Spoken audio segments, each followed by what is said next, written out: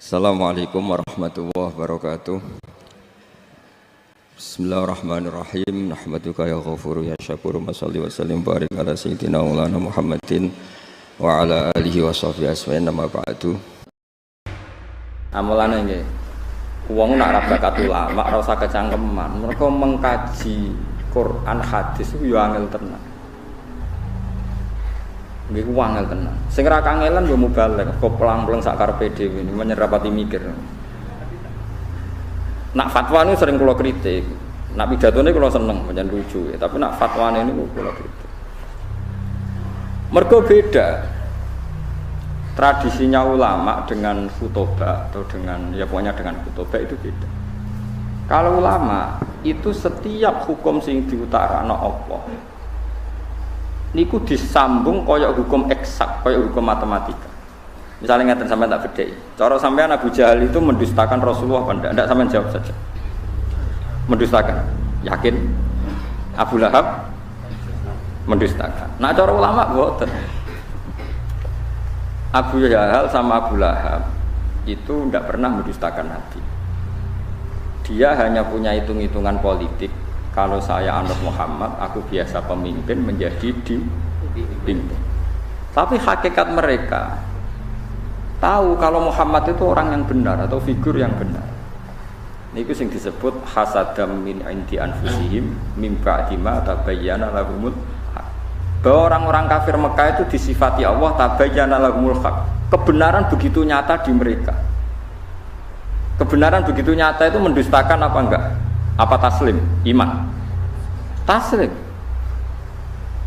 Mulane sebagian ayat diterangno qad na'lamu innahu la yahzunuka alladzi yaquluna fa innahum la yukadzibunaka. Entek sampean ambek kula. Nggih boten. Aku ngerti nak kowe iku tersiksa mergo komentare wong kafir. Dewe apa fa innahum la yukadzibunaka. Hakikatnya orang kafir itu tidak pernah mendustakan kamu. Walakin adz-dzalimina bi ayatillahi yajhadu. Tapi dasar mereka itu juhud. Sampeyan saiki logika wae, bagaimana mungkin orang punya akal waras kemudian mengatakan berhala yang dari batu itu Tuhan. Kemudian menantang Tuhan yang menciptakan langit bumi, itu ketemu akal ta ora? Enggak ketemu, wong paling gendeng lah. Iku tetep ora ngarah darani waktu niku pangeran. Dengan kekuasaan kaya pangeran sing gawe langit. Malane dawuh Allah fa innahum la yukadzibunaka. Bagaimana konsep Muhammad Tuhan satu yang menciptakan langit bumi diperbandingkan hanya dengan teori bahwa batu itu Tuhan. Enggak mungkin. Kan enggak levelnya. Yang satu jelas benarnya, yang satu jelas salah. Terus kemudian kita berpikir ulang, bagaimana mungkin yang mengajak menyembah batu punya pengaruh mengalahkan yang mengajak menyembah Allah?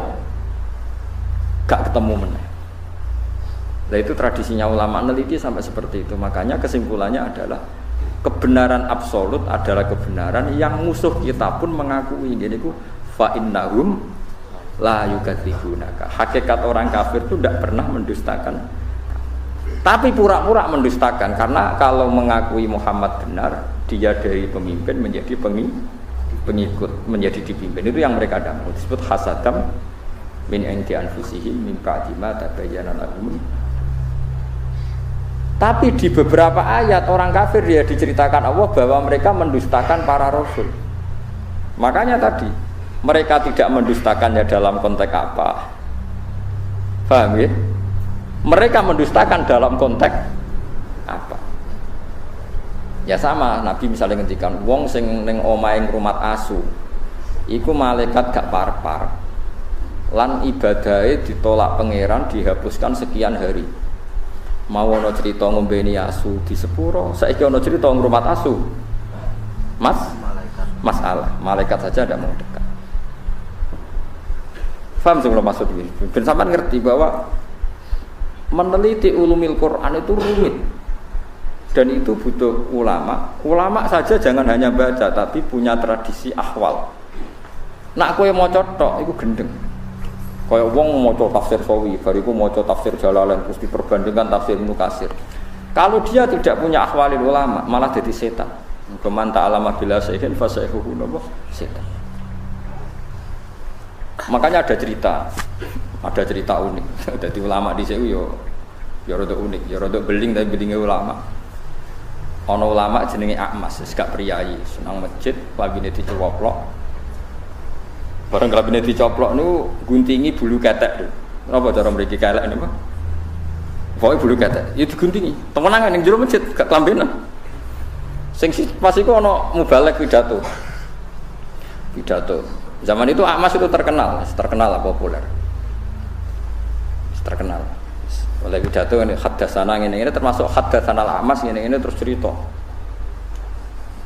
fadilah salat macam-macam. Terus jarene Akmas, kamu jangan mendengar mubalek itu, dia itu bohong. Terus setelah itu mubalek itu enggak tahu kalau itu Akmas. Ala tastahiyya syekh, kamu apakah enggak malu di depan orang banyak di masjid? Napa guntingi bulu ketek di depan umum? Mbok yo diisin barang. 5 ada. Kenapa saya harus malu? Ana fi sunnatin wa anta fi kisbin. Termasuk sunnah, termasuk fitrah adalah guntingi bulu ketek. Ana fi sunnatin. Kowe bodoni. Kok bisa saya ini mubalek, saya ini pidato. Anal Amas. Kowe muni haddatsan al Amas, anal Amas sing jenenge Amas yo aku iku. Kowe muni muridku aku ora kenal kowe.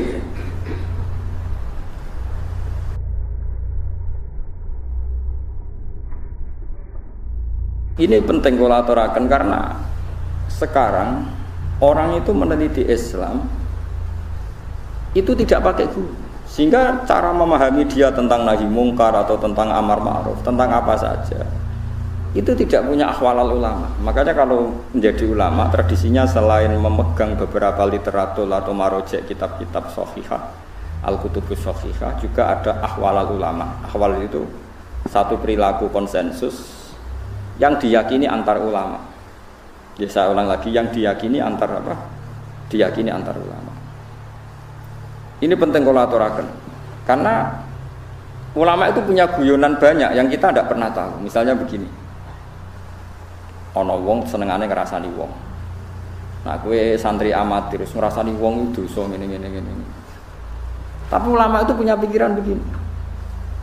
Ana wong misalnya jadi lonte atau maling, sudah dirasakane wong sak desa. Gara-gara kesalahannya sering dirasani dia jatuh, enggak dihormati di masyarakat situ. Nah, ulama udah takoki, ngrasani hukume piye, Mbah? Ya dosa. Lah jenengan wonten tiyang ngrasani kok gak mbok loroi. Ciri utama maksiat itu adalah dia jatuh. Lahum fid dunya khizyun, pasti karena dia lonte atau dia maling atau copet. Pasti Allah mentakdir ciri khas maksiat itu diantara hukumannya adalah jatuh di dunia dan jatuh di akhirat. Dan awal kejatuhan adalah jadi gunjingan atau dirasani wong akeh.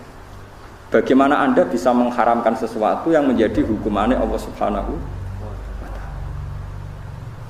Ini ulama. Sehingga dia ya tetap kalau tanya hukumnya ngrasani wong piye? Ya dosa. Tapi jenengan ana ngrasani kok menengahi? Ya menengahi. Ya ora mesti nerangno ndek, tapi kula ulama ngerti. Maksudnya iku ya pancen khase kesalahan ben dadi rasane wong ben jatuh. Lho umpama saiki ana lonte utawa ana maling, ana koruptor, gak ana sing beritakno, gak ana sing ngrasani, terus ora salah piye? Paham sih kula maksud? Lha itu uniknya Rasulullah. Rasulullah iku kadang ya nek ana ngrasani diseneni. Ojo jong kowe aja ngrasani dosa. Tapi kadang Nabi yo ngrasani. Ana wong bulet ngono. Senengane apik tapi wong bulet jare Nabi bisa akhul asyirah. Wong kok eleke. Akhirnya terus ulama mulai ngarang kitab. Ngrasane iku haram kecuali 6 hal. 1 ini, 2 ini. Nah, kowe ngapalo kan rahasia. Wong jumlahe napa? 6. Nah, itu cara berpikir adalah apa yang dilakukan Nabi itu menjadi hukum permanen apa enggak?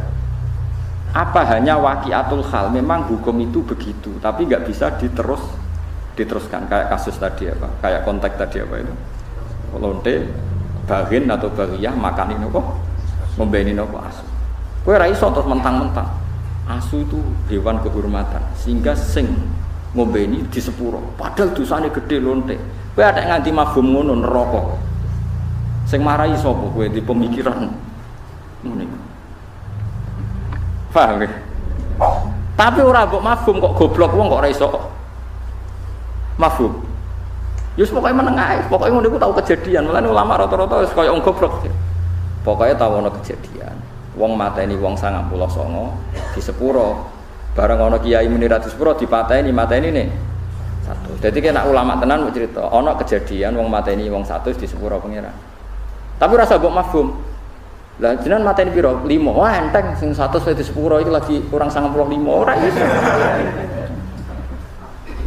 Mulane ngger ulama kok debat mbek intelektual rasa mbok mergo intelektual iku goblok tapi gue pinter. Perkarane iku kabeh dianalisa. Tapi materine pas-pasan. Nah ulama walian materine akeh saking wedine pangeran ra iso omong. Dadi terus kok wong goblok. Nak debat terus koyo wong goblok. Tapi iku ulama. Ya karena kita punya perhitungan. Apa itu nyata? Misalnya rodok ya unik.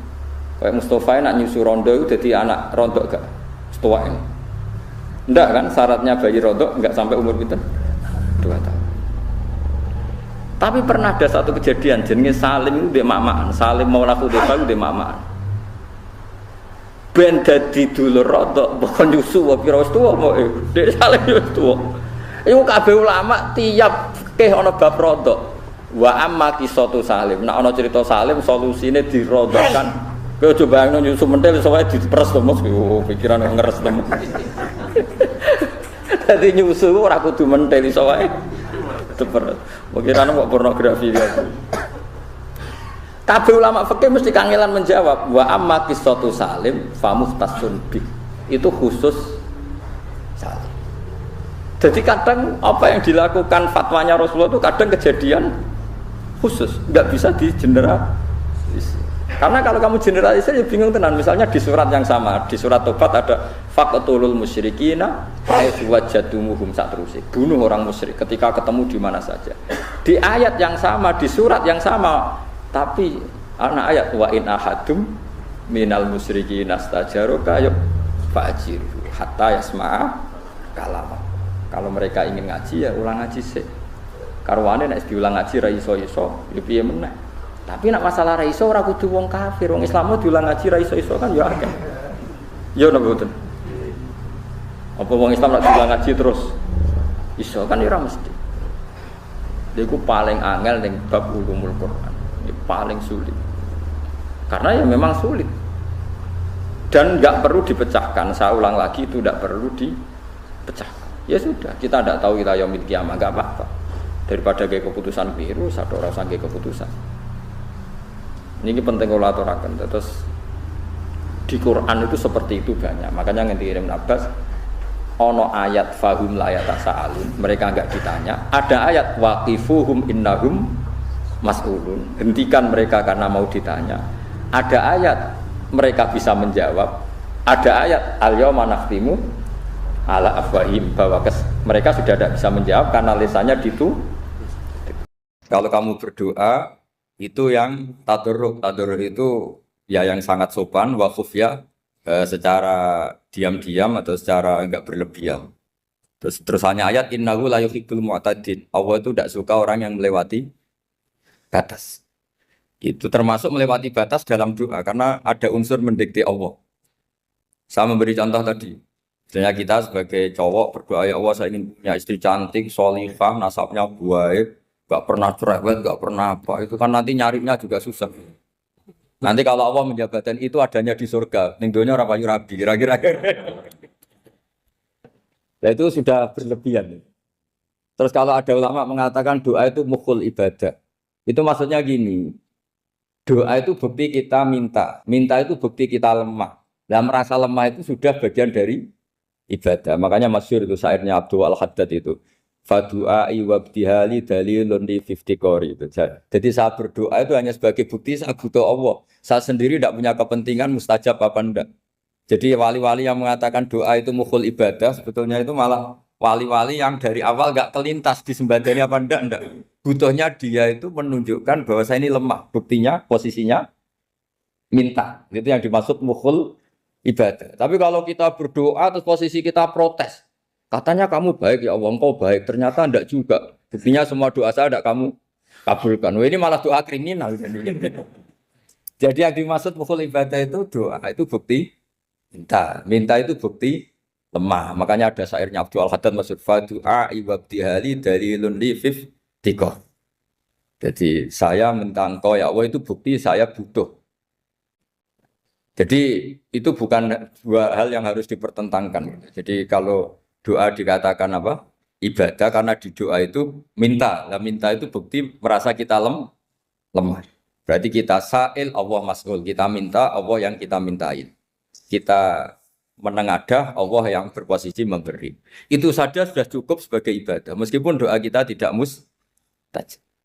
Karena memang tadi seperti itu. Kalau di ilmu-ilmu tasawuf itu apa ya?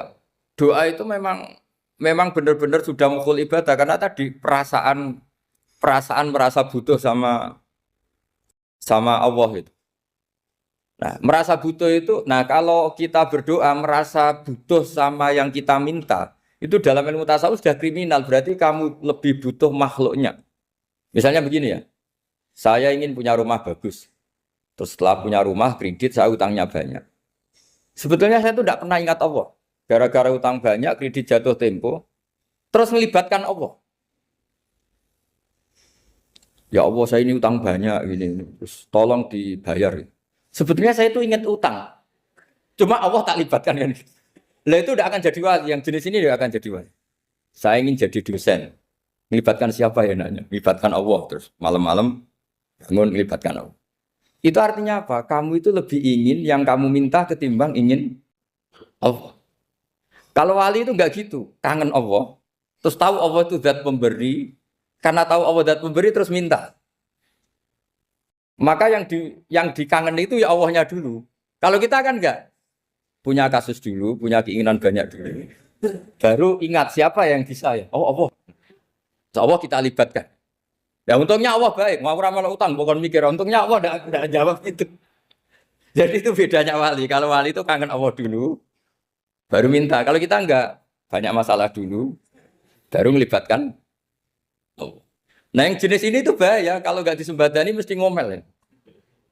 Gusti katanya kalau yang minta kamu kabulkan, ternyata ini enggak. Nanti kalau Allah jawab, kamu itu tidak kangen saya, kamu itu kangen uang, kangen perempuan cantik yang kamu inginkan. Terus kamu melibatkan saya. Urusannya apa saya dengan itu, Pak? Makanya tidak usah nuntut karena awalnya sudah saya. Ya saya kira itu ya, jadi ada ayat apa? Ud'u rabbakum tadarru'aw wa khufyah, terusannya apa? Innahu la yuhibbul mu'tadin. Itu di semua tafsir dikatakan Allah enggak suka orang yang berlebihan dalam doa. Berlebihan tadi, misalnya minta sesuatu yang terlalu besar atau permintaan kemarin saja lanu addi syukroh, kita tidak bisa memenuhi mensyukuri, sudah minta lagi.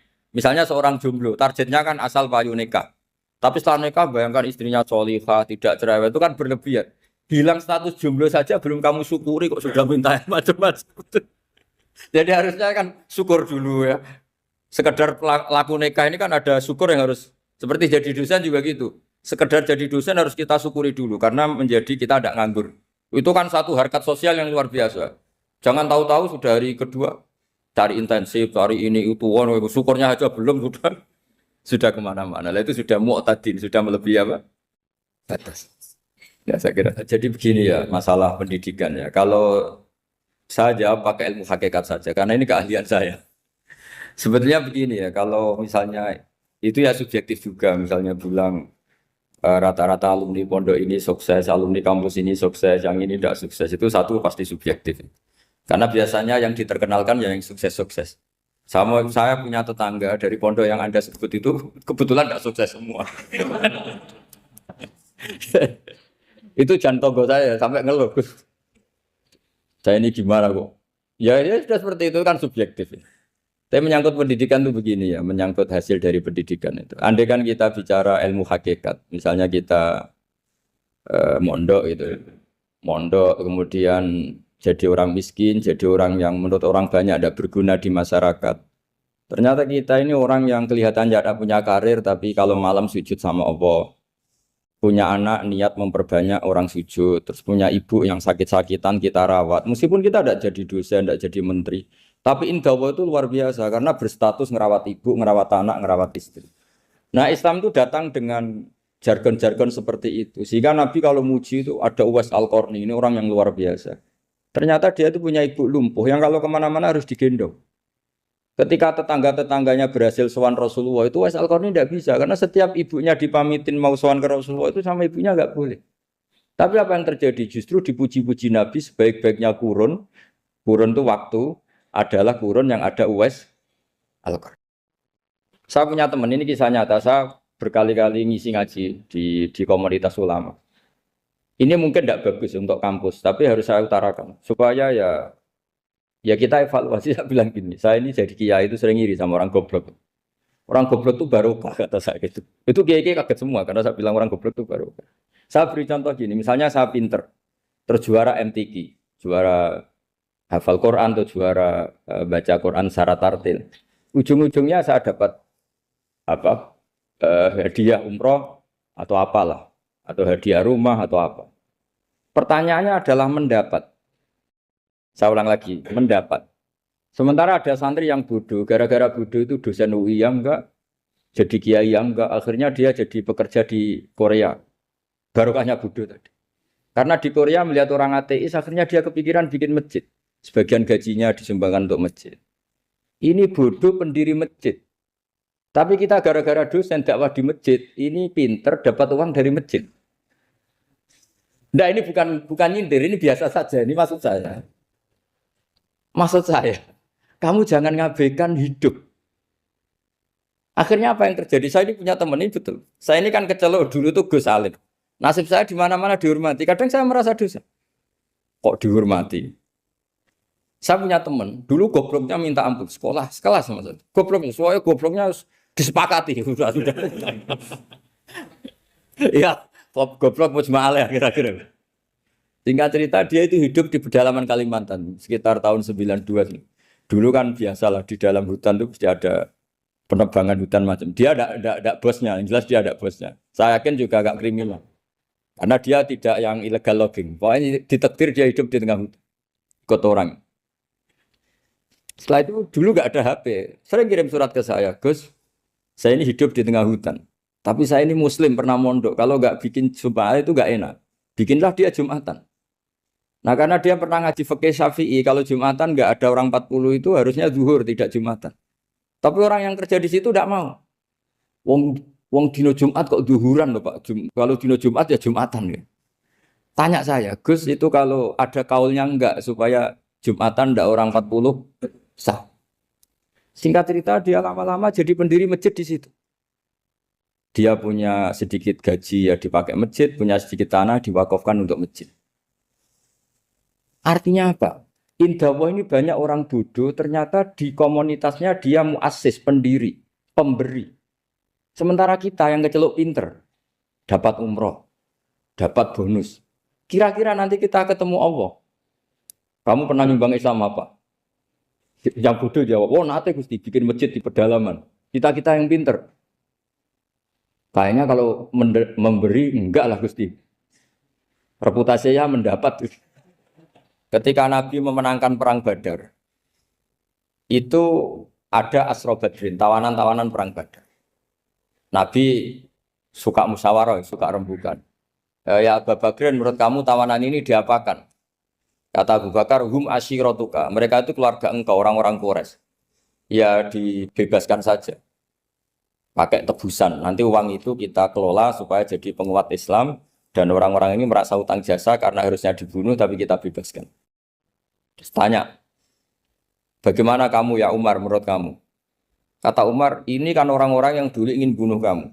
Yang ingin menghabisi jenengan, ingin dan sudah ngusir jenengan. Ya setelah ketangkap ya dibunuh kok repot. Apa kata Rasulullah? Rasulullah spontan ngendikan, innama salaka ya Abu Bakrin kama sali Ibrahim. Kamu ibarat kayak Nabi Ibrahim. Izqala faman tabi'ani fa innahu minni wa man asani fa innakal ghafurur rahim. Jadi Nabi Ibrahim itu unik. Melihat umat itu sesyafakoh itu. Syafakoh itu banget sayangnya. Nabi Ibrahim cara berpikir, faman tabi'ani fa innahu minni. Orang yang ikut saya ya Allah pasti golongan saya. Tentu layak masuk surga. Wa man asani, orang yang mendurhakai saya, fa innakal ghafurur rahim. Engkau Maha Pengampun. Bukan yang mendurhakai langsung masuk neraka, enggak. Engkau Maha Pengampun. Wa masalu kayak Umar kama salin Nuh. Iskola robbila tazar ala arti mel kafirin dajar. Umar, kamu mirip Nabi Nuh. Inginnya semua orang kafir dihabisin. Ya masyhur kan Nabi Nuh itu enggak ingin ada orang kafir sampai ada banjir tufan. Nah kalau sampean tanya bedanya apa dengan garis keras sekarang? Bedanya ya beda sekali. Kalau Nabi Nuh benci sama orang kafir itu diserahkan yang punya. Sehingga yang punya yaitu Allah yang menghukum dengan banjir bandang. Tapi kalau kita kan kadang kita bertindak sendiri. Jadi potensi disalahkan. Yang jelas dalam hadis-hadis sahih, Nabi Nuh itu tidak bisa mensyafaati karena itu. Ketika diminta syafaat, ini hadis sahih bukan ada di Bukhari, ada di Muslim. Karena biasanya kalau di kota itu ditanya, ini sahih enggak? Untungnya yang tanya kadang enggak paham, ini alhamdulillahnya. Jadi, wah repot. Nabi Nuh itu diantara sebabnya enggak bisa mensyafaati adalah pernah corong Jawa maksudno kaume. Kalau dalam bahasa Arab itu da'a li Zaidin berarti mendoakan positif. Kalau da'a la Zaidin mendoakan negatif. Kalau orang Jawa itu ada doa, ada pasot. Nabi Nuh adalah orang yang pernah maksudkan kaumnya. Nah, saya cerita sedikit tentang Nabi Nuh dan Nabi Ibrahim. Nabi Ibrahim dianggap tadi cerminannya Abu Bakar, dianggap niru Ibrahim, cerminannya Umar, dianggap niru Nabi siapa? Nabi Nuh. Lalu kalau sampean tanya, bedanya gimana? Begini logikanya. Kita mengkaji secara akademik begini. Ada ulama besar namanya Abdul Hasan Asyadzili, itu masyhur di Indonesia menjadi Thariqah Asyadziliyah. Terus ada seorang muridnya minta gini, ya Abdul Hasan Asyadzili, tolong saya dikasih ijazah supaya saya tidak pernah maksiat di bumi ini. Karena saya takut sama Allah, kalau saya maksiat itu merasa tidak nyaman dengan Allah. Abdul Hasan Asyadzili ini malah marah besar. Atuhibbu alla tadhharu maghfiratu. Kalau kamu tidak pernah maksiat, berarti kamu suka maghfirahnya Allah Ta'ala itu tidak kelihatan. Karena tidak ada yang maksiat. Tapi bukan dukung kamu yang tidak. Ini cerita ilmiah. Tapi kalau Said Abdul Al-Haddad, itu kebalikannya. Ada orang fasik gitu, hidup berkeliaran, mengganggu masyarakat, ganggu ketertiban agama. Ada kiai atau siapa gitu mendoakan supaya tobat atau dikasih panjang umur supaya nanti bisa tobat. Itu beliau, Said Abdul Al-Haddad marah besar. Man da'a li fasikin bil baqa faqad ahabba ayu sawahu fi ardi. Orang yang mendoakan orang fasik hidup berarti dia suka Allah dimaksiati di buminya. Jadi akhirnya jadi kutub besar, yang satu Sadziliyah, yang satu Haddadi. Kenapa ya? Karena tadi yang satu cerminan Nabi Isa, yang satu cerminan Nabi Yahya. Sebagaimana sabda Rasulullah tadi, ulama ummati ka anbiya'i bani Israil. Juga masyhur dalam aplikasi pengajaran juga gitu. Masyhur sekali dalam kitab-kitab diceritakan. Kalau Said Abdul Haddad, kalau ada orang sowan itu, kamu ngaji sama siapa? Sama si A. Gitu. Pernah nangis gak pas ngajar? Gak pernah. Udah gak terus, gak usah diterusin ngaji orang seperti itu. Hatinya atas, wong orang iso nangis. Gitu. Tapi kalau Abdul Hasan Asyadzili kebalikan. Kamu ngaji sama siapa? Sama si A. Gitu. Pernah tertawa enggak kalau ngaji? Enggak pernah. Udah, enggak usah ngaji sama orang itu. Orang enggak bisa syukur. jadi itu manhaj besar. Nah, akhirnya orang-orang kayak kita ini enggak jelas semua. Nangis ya bisa, syukur, guyu ya bisa. Cuma celakanya kalau kita nangis karena enggak punya uang, kalau guyu karena punya uang, itu masalahnya. Tapi kalau wali-wali dulu enggak. Kalau senyum ya karena saking yakin rahmatnya Allah itu wasiat rahmatu. Kalau nangis ya karena takut azabnya Allah. Kalau kita kan enggak, sangat-sangat materialistik. Ini yang membedakan kita. Sebenarnya nangis dan senyum itu satu keharusan karena Allah punya madharul jalal. Ketika Allah dengan sifat keagungannya, maka kita ini seorang Jawa serako bersenyum. Tapi Allah itu kadang sebagai madharul jamal. Adanya satu keasikan. Sehingga yang merengut itu yang salah. Makanya dalam ilmu tasawuf, kutub wali itu hanya dua. Allah dengan madharul jalal, dengan Allah yang madharul jamal. Contoh madharul jalal misalnya gini. Ketika Nabi Musa ingin melihat Allah, saking kangennya ingin melihat Allah, Rabbi arini anzur ilaik. Ya Allah, saya beri hak untuk melihat engkau. Allah dengan jalalnya gini. Allah itu qadim, superior. Tentu gak layak tersentuh barang hadis. Barang hadis itu makhluk. Sehingga ketika falam mata jalla rabbuhu lil jabali ja'alahu dakka wa kharra Musa sa'iqa. Sehingga enggak levelnya apapun hebatnya Nabi ini tetap makhluk. Sementara Allah itu qadir. Enggak kuat. Makhluk yang fana ini, yang profan ini enggak kuat. Enggak kuat menampung zat yang qadim, yang superior. Sehingga gunung pun hancur. Nabi Musa pingsan. Tapi ketika Allah dengan Madharul Jamal. Madharul Jamal itu Allah dengan keindahannya, dengan kasih sayangnya. Memberi hak makhluknya untuk melihat. Nah di sini ini Allah sering ngendikan wujuhu yauma idzin nadhirah ila rabbiha nadhirah. Nanti ada wajah-wajah yang di surga itu melihat saya kata. Tapi apakah betul melihat kayak saya melihat dosen, melihat Pak Rektor, melihat teman-teman itu tidak bisa. Karena Allah itu qadim, sehingga meskipun manusia ahlul jannah melihat Allah, tetap Allah ngendikan la tudrikuhul absar wa huwa yudrikul absar. Karena Allah di balik jamalnya ya punya jalal, di balik jalalnya juga punya jalal. Sehingga selalu di Quran itu diulang beberapa kali supaya proporsional. Nah, kenapa ahli sunnah tetap berkeyakinan Allah bisa dilihat? Logikanya begini. Fa inna kulla maujudin yasifu ayyura. Allah itu zat sing nyata-nyata wujud dan punya eksistensi. Di mana-mana sesuatu yang wujud itu layak untuk bisa dilihat. Lalu pertanyaannya gini, kenapa kita tidak bisa melihat sekarang kok nunggu di akhirat? Karena mata kita sekarang itu profan, fana. Sementara kita setelah di surga, tubuh kita didesain abadi. Ya saya ulang lagi ya, setelah kita di surga, semua fisik kita ini didesain abadi. Tentu karena desainnya sudah abadi, layak melihat zat yang abadi. Tapi pertanyaannya, kenapa tidak bisa ikhatoh, tidak bisa melihat sampai faham, la tudrikul absar? Karena abadi kita itu diabadikan. Sebagaimana surga abadinya diabadikan. Neraka ya diabadikan. Sementara Allah abadi dengan dirinya sendiri, yaitu Al-Qayyum atau dalam bahasa ngajinya Qiyamuhu binafs. Nah lalu pertanyaan, makanya Mu'tazilah itu menentang betul kalau orang di surga bisa melihat Allah. Cara berpikir Mu'tazilah, melihat itu artinya yang dilihat ada arahnya. Sementara Allah terbebas dari arah. Tapi kata ahli sunnah cara berpikir tidak seperti itu. Melihat itu pokoknya tahu. Nah, tahu karena mata itu karena kita ditakdir tahu itu karena mata. Sebetulnya yang menjadikan tahu itu tidak mata. Ya kalau tahu ya tahu saja, bukan harus pakai mata. Itu cara berpikir ahli sunnah wal jamaah. Jadi sabri ya bocoran. Kenapa madzhab ahli sunnah itu yang dipilih oleh banyak mayoritas di dunia, jumhur itu. Ahli sunnah itu dianggap pikirannya lebih orisinal.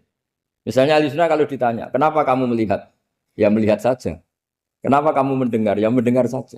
Kesannya itu tidak rasional kayak orang yang nggak pinter itu. Tapi sebetulnya itu yang benar. Jadi cara berpikir ahli sunnah itu melihat itu menjadi tahu. Menjadi tahu itu bisa karena mendengar, bisa karena melihat, bisa karena dikasih tahu, bisa karena bersentuhan. Sebab itu di Quran itu ada ayat ala ya'lamu man khalaqa, bukankah zat yang menciptakan itu menjadi tahu. Sehingga kenapa Allah itu selalu tahu? Karena Allah yang menciptakan. Kalau kamu tahu karena mata, sekali itu jauh, maka kamu tidak melihat. Atau kamu sekarang buta, kamu tidak melihat. Atau tertutupi barang itu, maka kamu tidak melihat. Tapi kalau kamu tahu karena kamu menciptakan, maka akan melihat terus. Misalnya saya ini tukang batu. Saya ingat betul ketika saya bangun Monas, itu pulpen saya tak tanam di dalam Monas. Saya ingat betul kalau pulpen saya warnanya putih, tak tanam di Monas 2 meter dari pondasi. Setelah saya pulang ke Jogja ditanya, di dalam Monas ada apa? Ada pulpen. Posisinya 2 meter dari pondasi. Kenapa saya tahu? Karena saya yang menciptakan. Nah, karena menciptakan ini sehingga tahu saya akan terus-menerus. Tapi kalau tahu karena mata sekali barang itu tertutupi, nggak tahu. Misalnya saya tahu jenengan karena dekat sekali jenengan kemana-mana saya sudah tidak tahu. Tapi kalau saya menaruh sesuatu di tubuh Anda, sehingga kamu kemana-mana tetap tahu bahwa barang itu ada di tubuh. Nanti kalau ada yang protes, tapi bisa saja Gus barang itu dicuri orang kemudian Anda tidak tahu. Yang menjadi tidak tahu karena saya sudah tidak menciptakan suasana itu. Selagi saya yang menciptakan, maka akan tahu terus. Nah, tapi karena Allah ini menciptakan semua yang ada di bumi, maka Allah tahu terus. Jika Allah tahu cara bikin kuman, terus tahu bahwa manusia itu punya kuman, kumannya punya organ, organnya juga punya kuman. Wah, nggak kebayang. Kamu bayangkan kayak makanya Allah itu kalau cerita sederhana, innallaha la yastahi ayyadriba matsalam ma ba'udatan fama fawqaha. Allah itu tidak malu bikin perumpamaan nyamuk karena nyamuk itu lebih dahsyat timbang gajah. Para pematung itu disuruh bikin gajah masih mampu. Bikinkan patung gajah, mungkin masih sanggup.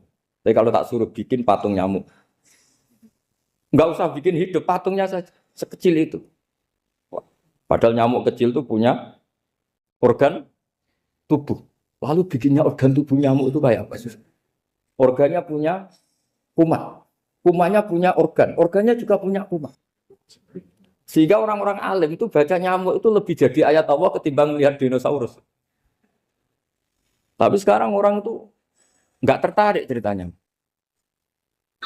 Jadi beda perasaannya orang alim sama orang awam. Kalau orang awam tuh melihat mukjizat kan yang dasar-dasar kayak dinosaurus, gajah, wow. Gitu. Kalau orang alim nggak, malah melihat nyamuk. Kealiman seperti itu terjaga di umatnya Muhammad, di umatnya Rasulullah Muhammad SAW. Karena ketika umat ini nggak ditumbuhi para nabi, itu Allah menjamin Muhammad, ulama umatmu nanti punya kemampuan seperti nabi. Tentu tidak dalam keutamaan ya, keutamaan tentu nggak sekelas sama nabi. Kenapa itu terjadi? Karena tadi para nabi ini mewakili sekian. Kalau kita sangat mencintai Indonesia, maka kita akan tegas siapapun yang ingin menghancurkan Indonesia. Itu kira-kira cerminan Nabi Nuh. Kalau kita sangat mencintai Allah, maka kita akan benci sebenci-bencinya sama orang yang mendurhakai Allah. Tapi masalahnya, Allah yang kita cintai itu memaklumatkan diri kalau bersifat ghafur, pengampun. Sehingga kalau kita terlalu kasar, ini kan yang kita cintai bersifat ghafur kok kita kasar. Di sini Nabi Ibrahim. Beliau sangat mangkel sekali sama yang durhaka sama Allah. Tapi mau mangkel gimana? Zat yang mengajarkan itu bersifat ghafur. Maka kita mau tidak mau. Makanya ada riwayat mengatakan takhallaku bi akhlaqillah. Kamu bertata krama kayak akhlaknya Allah. Akhirnya ya sudah. Kita mau apa coba? Kira-kira kalau kamu mencintai seseorang, itu potensinya kan dua. Protektif. Ada telepon itu dari siapa? Cewek atau cowok, protektif. Itu bukti cinta apa bukti suudon kan tidak tahu. Tapi misalnya kamu cinta perempuan terus WA-an sama lelaki nggak apa-apa, jalan sama lelaki nggak apa-apa, sama masa lalunya pacarnya juga nggak apa-apa. Itu cinta apa pembiaran? Kan sama-sama nggak jelas. Nah kira-kira mencintai Allah itu kira-kira analoginya seperti itu. Kalau yang satu protektif, Allah harus zat satu-satunya yang disembah. Nggak boleh didurhakai, nggak boleh dikhianati kok. Sehingga ini sangat keras sekali. Nah, ini Nabi Nuh. Di sini ada Nabi Ibrahim. Karena orang yang zat yang kita cintai bersifat ghafur. Jika kalau kita terlalu tegas beda dengan sifatnya Allah yang bersifat ghafur. Nah umatnya Nabi seperti itu mulai dulu. Ada yang moderat, ada yang keras, ada yang setengah keras, setengah moderat. Ada yang ngambil sikap, oh udah mangan turu, ngenteni mati. Itu lebih baik itu timbang punya istihad tapi gak jelas mendingan. Itu ada riwayatnya, suatu saat ibadah akhir umatku terbaik adalah tidur. Maksudnya tidur itu gak ngambil sikap, masyhur itu. Saya beri riwayat yang ada di Bukhari Muslim. Satakunu fitanun, al-qa'id fiha khairun al-qa'im, wal-qa'in fiha khairun al-masi, wal-masi fiha khairun nas-sa'i. Nanti di akhir zaman itu banyak fitnah. Kata Rasulullah, yang duduk lebih baik ketimbang yang berdiri, yang berdiri lebih baik ketimbang yang jalan. Yang jalan biasa lebih baik ketimbang yang jalan bergegas. Man tasyarrafa laha tastasrifu. Fitnah itu adalah siapa yang terlibat maka akan semakin parah. Jika semenjak itu ulama berpikir nanti di akhir zaman kalau ada fitnah itu sebaiknya orang ngambil sikap sepasif-pasifnya, secuek-cueknya. Jadi semua syurahul hadis sepakat makna hadis ini apa? Orang disuruh sikap secuek-cuek. Misalnya pilihan presiden, contoh kecil pilihan presiden.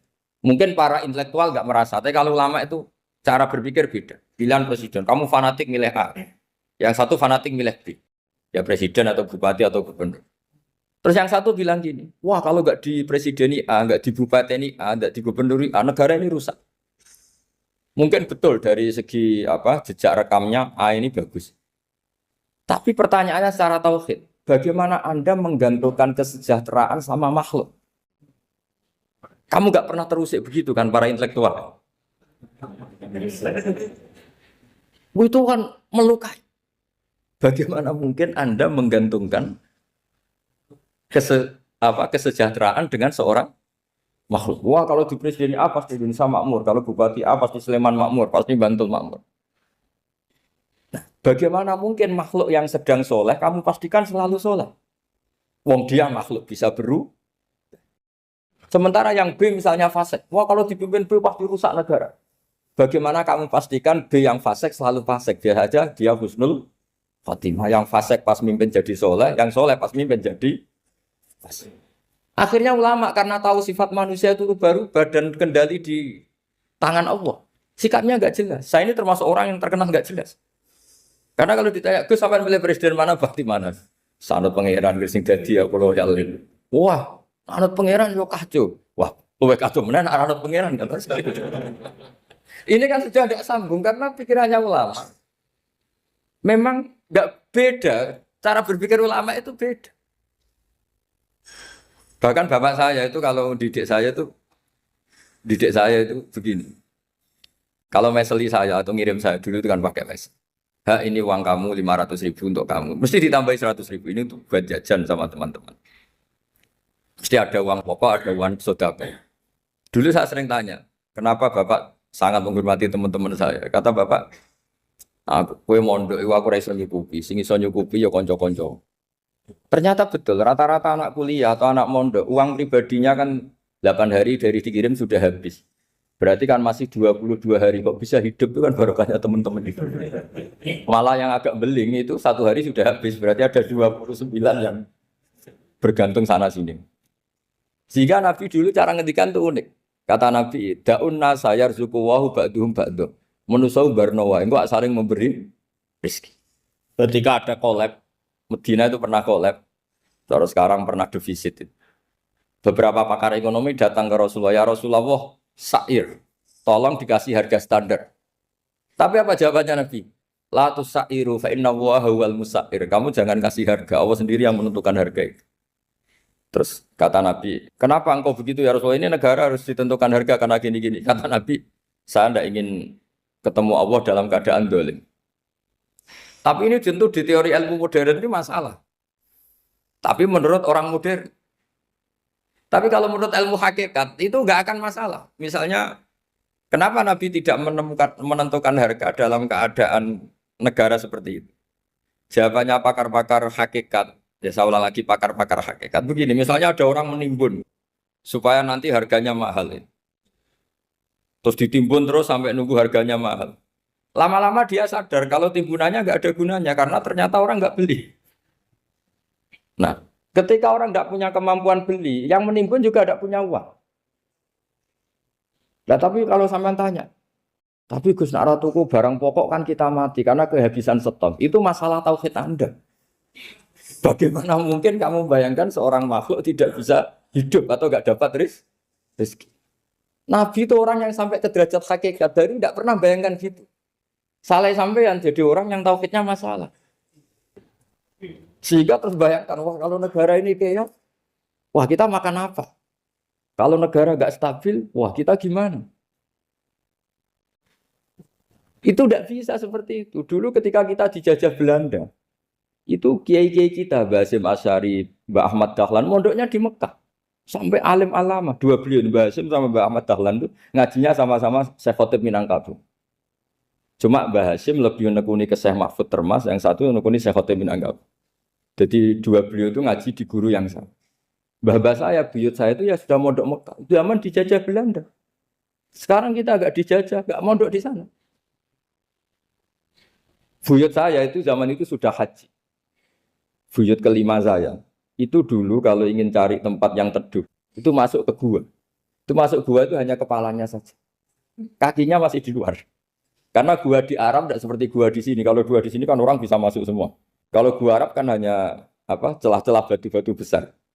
Sehingga ketika Rasulullah hijrah ke Madinah, singgah di Gua Sur, kata Abu Bakar gimana? Andai kan ada orang kafir di depan gua. Kata Abu Bakar gimana? Andai kan mereka melihat kakinya, pasti melihat kita. Karena gua di sana itu satu tubuh tidak bisa masuk penuh. Kalau gua di sini kan ada yang mobil saja bisa masuk. Nah itu bahasa saya kalau mau istirahat itu masuk gua, separuh badan di dalam gua, separuhnya masih di luar. Nah sekarang terus kita bilang, wah kalau kita negara tidak stabil, kita haji kemana dulu zaman dijajah Belanda ya kita. Jadi yang berusaha terangkan di antara sifat dasar orang-orang baik adalah di mana saja, kapan saja itu memberi manfaat. Termasuk tentu saat paling sulit. Jadi Nabi Isa menceritakan dirinya itu wa ja'alani mubarakan nama kuntu, saya ditakdir Allah berada di mana saja memberi berkah, memberi kemanfaatan bagi orang lain. Ada beberapa cerita tentang Nabi Isa. Jadi perlu diketahui ada 3 nabi yang seperiode. Satu Ibrahim dan Nabi Lut. Ibrahim itu sama Nabi Lut itu pernah paman. Kedua Nabi Musa dan Harun. Sebetulnya yang jadi nabi itu Nabi Musa, tapi Nabi Musa karena alsak, lisannya anda jelas, minta Nabi Harun, ya tentu minta kepada Allah supaya Nabi Harun jadikan nabi. Terus ketiga, Nabi Isa dan Yahya. Yahya bin Zakaria, terus Isa ini pernah keponakan Zakaria. Kira-kira kalau di Jawa ya misanan antara Yahya dan siapa? Isa. Jadi ada 3 nabi yang seperiode. Tapi yang paling berkompeten, yang sederajat kira-kira seperti itu hanya Isa dan Yahya. Karena Nabi Lut dan Nabi Ibrahim itu beda level. Karena Lut ini pernah keponakan, jadi hubungannya kira-kira yang murid dan guru. Terus Musa dan Harun itu juga nggak level, karena Nabi Harun ini jadinya Nabi itu atas permohonan Nabi Musa. Sehingga meskipun Harun itu kakaknya, tapi nggak berani bantah. Jadi Nabi Musa itu dalam cerita, beliau itu alsak. Alsak itu lesannya agak kedal. Tapi ini alsak yang barokah. Jadi dulu ceritanya Musa kecil, karena dia seorang Nabi, beliau seorang Nabi. Itu kalau melihat Fir'aun itu mantelnya bukan main. Padahal kecilnya dirawat Fir'aun. Singkat cerita mulai kecil sudah usil. Kalau melihat Fir'aun itu ya jenggotnya dipakai mainan. Pokoknya nakal. Lama-lama Fir'aun curiga, dasar orang Israel. Nabi Musa ini turunan Israel. Lama-lama Fir'aun itu yakin kalau itu sengaja. Akhirnya Fir'aun mau membunuh Musa. Terus kata istrinya Fir'aun, Musa itu masih anak kecil. Jadi seperti itu ya bawaan anak kecil, bukan bawaan kebencian terhadap orang Kipti, orang Mesir. Kalau dalam bahasa kitab kuno Mesir itu Egypt Al-Kipti, makanya disebut Maria Al-Kiptiyah. Kalau orang sekarang bilang Egypt itu bahasa kunonya Mesir itu Al-Kiptiyah. Nah, memang secara bahasa Arab Mesir itu nggak mungkin, bahasa Arabnya Mesir itu nggak mungkin karena Misro itu maknanya kota. Jadi kalau kamu bilang kamu kemana, ke Misro, ke kota, lalu kota mana, ayo kota Mesir, itu bisa debat kusir. Jadi ya kayak kita lah, kita sekolah di mana? Di madrasah. Madrasah terjemahnya apa? Sekolah. Nah, kemudian oleh istrinya Fir'aun ya gini saja, buktikan kalau Musa itu masih anak kecil. Masyhur itu dalam cerita dikasih bara api sama apel. Sebenarnya Musa kecil ini sudah pinter mau milih apel. Sama malaikat Jibril diarahkan tangannya itu ngambil apa? Bara api terus dikunyah. Itu yang menyebabkan lisannya Musa itu alsak, agak pelat. Nah ketika jadi Rasul, itu akan repot, karena nanti harus pakai penerjemah. Jadi seorang Rasul tapi lisannya tidak apa? Cakap. Akhirnya Nabi Musa realistis, ngendikan ketika diutus, wa akhi Harun wa afsahu minni lisanan fa arsilhu ma'iyarid ayyusaddiquni inni akhafu ayyukadzibun. Ya Allah, saudara saya Harun itu lisannya lebih fasih. Tolong jadikan dia Rasul sebagai penguat saya. Akhirnya Allah mengabulkan doanya Nabi Musa, kemudian Harun dijadikan sebagai apa? Rasul. Sehingga meskipun satu angkatan, Harun dan Musa ini enggak level. Artinya enggak level itu ya Harun yang takut Musa. Terus ketiga ini Nabi Yahya dan Nabi Isa. Ini umurnya ya seangkatan, kecerdasannya, jadi nabinya sama-sama mulai kecil. Kita tahu Nabi Yahya termasuk yang diberi kitab Allah, ya Yahya khudil kitab bi quwwah wa atainahu hukma sobiyya. Yahya berpeganglah kitab secara kuat dan dia saya kasih kenabian ketika kecil. Sama dengan Nabi Isa yang disebut wa yukallimun nasa fil mahdi wa kahla. Sehingga karena selevel, dua nabi ini menjadi figur besar dalam manhaj, dalam metode dakwah. Dua, karena masih misanan tadi, kalau Jawa kira-kira mirip misanan. Dua nabi ini kalau memilih satu kampung, itu kalau Nabi Yahya, itu milih kalau singgah di satu kampung. Nabi Yahya mesti tanya, orang sini yang paling soleh siapa, yang paling baik siapa. Ya terus singgah atau nginap di rumahnya orang baik tadi. Tapi kalau Nabi Isa enggak, orang sini yang nakal siapa, yang paling beling siapa. Terus Nabi Isa singgah di situ. Akhirnya ada pertanyaan dari Nabi Yahya, lima tanzilu ala syirarin nas. Kenapa kamu selalu singgah di orang-orang nakal? Syiror itu orang-orang nakal. Masyhur itu Nabi Isa menjawab, ana tabibun udawil mardo. Di mana-mana Nabi itu ibarat seorang dokter, kerjaannya tentu menyembuhkan orang-orang yang apa? Sakit. Jadi dua Nabi ini sering berdebat, tentu debat yang baik. Dan itu menjadi cara Jawa itu punjeri ilmu. Jadi manhaj ilmu besar antara Yahya dan Isa. Begitu juga Nabi Yahya itu kelihatan agak rileks, panik, saking takutnya sama Allah. Kalau Nabi Isa itu rileks. Pokoknya kumpul orang-orang nakal itu ya rileks. Akhirnya ada dua pertanyaan sekaligus nanti jadi dua manhaj. Kenapa kamu sering sering kalau bahasa Arab itu abasa ya. Terus yang Nabi Yahya balik bertanya, kenapa kamu sering senyum, sering tertawa? Kenapa memangnya terus? Ka'annaka ta'manu mimakrillah. Kamu sering senyum kayak kami sudah terbebas dari azab Allah, dari ditegur Allah, seakan-akan kamu orang paling benar yang enggak akan salah. Nabi Isa balik tanya, sama kamu sering masam, sering meru, ka'annaka taqnatu rahmatillah, seakan-akan kamu putus asa dari rahmatnya Allah. Sehingga kemudian itu jadi manhaj besar. Kalau terlalu senyum, ya dianggap orang yang kayak nggak punya perasaan dosa. Tapi kalau terlalu masam, terlalu merenggut, seakan-akan rahmat Allah itu terbatas. Sehingga seakan-akan Allah itu rahmatnya nggak cukup lah untuk mengelola manusia ini. Sehingga itu jadi metode besar yang masyhur itu dalam sebuah hadis Nabi ngendikan, ulama ummati ka anbiya Bani Israil. Ulama umatku itu kapasitasnya atau fungsinya atau manfaatnya setingkat nabi-nabi Bani apa? Israil. Karena ketika umat ini enggak ditunggui para nabi setelah Rasulullah SAW, itu yang nunggui hanya ulama. Tapi ulama ini sudah cukup mewakili para nabi Bani Israil. Dan banyak syurrahul hadis, para menyarah hadis mensarahkan Nabi tidak ngendikan ulama ummati kamisli seperti saya, tapi ka'ambiyai Bani Israel. Bagaimana nabi-nabi Bani Israel? Nabi Bani Israel itu macam-macam. Termasuk ada yang tidak nikah, yaitu yang bernama Yahya dan Isa. Delala umatnya Nabi itu ada orang alim alamah yang ilmunya melegenda, yaitu namanya Imam Nawawi. Itu tidak nikah. Sampai kabudut. Meskipun dalam ajaran syariatnya Nabi, an-nikah sunnati, tapi selalu ada orang yang ditakdir tidak nikah. Karena masyhul, karena sibuk ngurus ilmu. Bukan karena tidak laku, yang jelas itu bukan karena tidak laku. Imam Nawawi itu ganteng, orangnya ya normal. Tapi karena sibuk nulis, beliau sampai kabudut itu tidak nikah.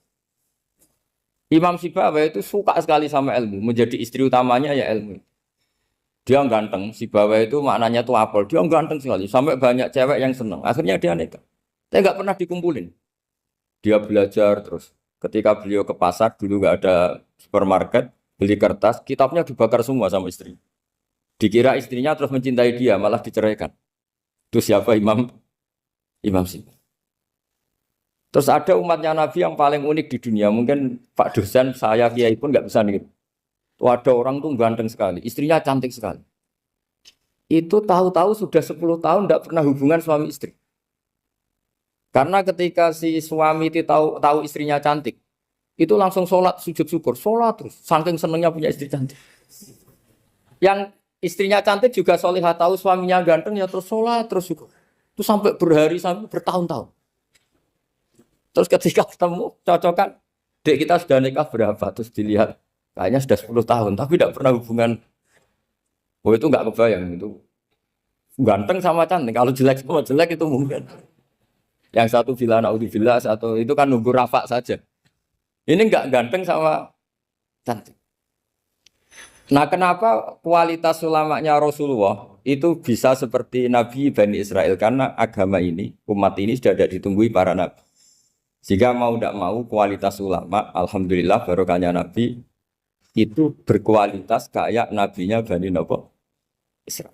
Soal kebahagiaan, nenek moyang pulau jenengan tuh anaknya banyak. Dijajah Belanda, jajah Jepang, ya nyatanya anaknya banyak-banyak. Itu kira-kira bahagia apa enggak? Nah, artinya gini, ya tentu kita tidak ingin dijajah itu tentu ya. Tapi kita ini selalu latah. Wah kalau ekonomi jatuh kita makan apa? Kalau kita dijajah kita tidak perlu seperti itu. Rahmatnya Allah Ta'ala itu akan adrokatna. Rahmatnya Allah Ta'ala akan menemukan kita. Apapun kondisi kita, apapun keadaan kita. Ini cara berpikir tauhid. Sehingga Nabi itu tidak pernah bayangkan umatku narata tunggoni piye, ditunggoni Allah. Sehingga masyhur dalam hadis-hadis sahih, la tazalu ta'ifatun min ummati dzahirina 'alal haq la yadurruhum man khadalahum wala man khalafahum wala man nawa'ahum. Selalu di umatku ada kelompok-kelompok yang selalu membela kebenaran dan tidak akan terkalahkan oleh kesesatan di akhir zaman. Kenapa? Cara berpikir orang tauhid itu sederhana begini. Allah menamakan dirinya Al-Hadi, penunjuk jalan. Dan sifat Allah pasti nafidah karena Allah tidak terkalahkan. Sama seperti Allah menyifati dirinya Ar-Razzaq, Ar-Razik yang memberi rezeki. Maka orang segoblok apapun, selumpuh apapun, selemah apapun tetap dapat rezeki. Sama, Allah mensifati dirinya Al-Hadi, memberi petunjuk. Maka zaman serusak apapun orang tetap dapat petunjuk. Sehingga kita tidak perlu khawatir, wah nanti zaman kalau sudah rusak nasib Islam gimana? Ya coba sekarang nasib Islam gimana? Ya baik-baik saja. Dulu ditunggoni wali songo ya banyak orang Islam. Sekarang nggak usah wali songo. Ditunggui dosen-dosen yang ngajar aja tunggu digaji. Kiai pidato ya ada yang beri salam template. Itu kalau nuruti definisi ikhlas itu tidak ada yang masuk. Tapi meskipun demikian agama juga jalan. Kenapa agama ini jalan? Karena Allah Al-Hadi, penunjuk jalan.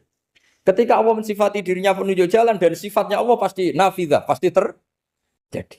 Karena Allah tidak pernah gagal. Sehingga agama ini akan ada terus sampai akhir zaman.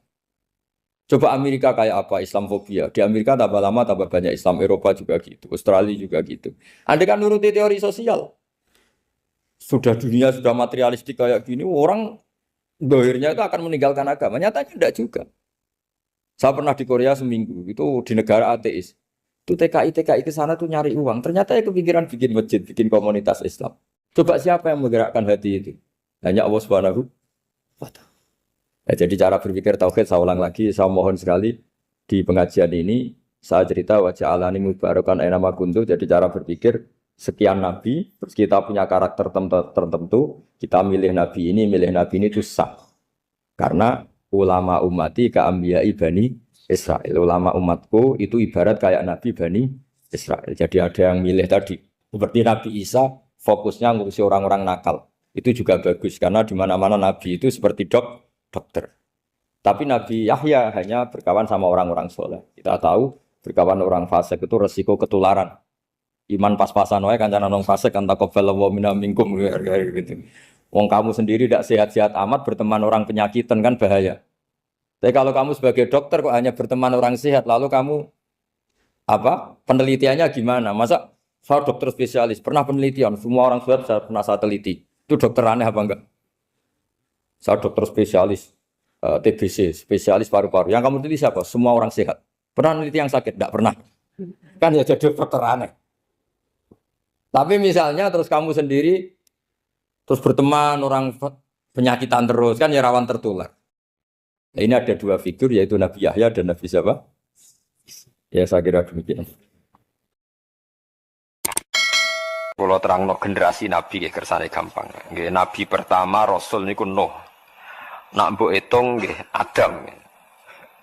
Nggih nak mbok hitung kabeh napa Adam. Tapi sing masyhur kalau terangno urut nggih kersane nak manani Quran gampang hum Adamun terus Idrisu Nuhun Huduma Soleh wa Ibrahimu kullu mutabak. Ibrahim nomor 7. Berarti Adam hum Adam Idris, Nuh, Hud, Saleh. Sinten?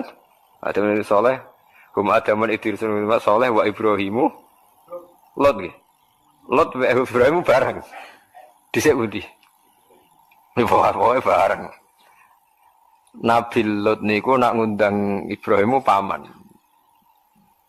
Terus Ibnul Khol, napa wae paman keng ibuke Nabi Ibrahim. Pernah ponaan. Khol itu ponaan saking sinten? Ibu. Berarti Ibrahim nomor 6 nggih, utawi Lot nomor pinten? 6. Hum Adamun Idrisu Nuhun Huduma Saleh wa Ibrahimu kullum muttaba Lutun wa Ismailu. Ishaqu kada Yaqubu Yusufu. Niki penting kula aturaken. Terus kesepakatan tiyang Nasrani bahkan orang Yahudi. Nabi Musa niku mbek Nabi Ibrahim senior Nabi sinten? Ibrahim.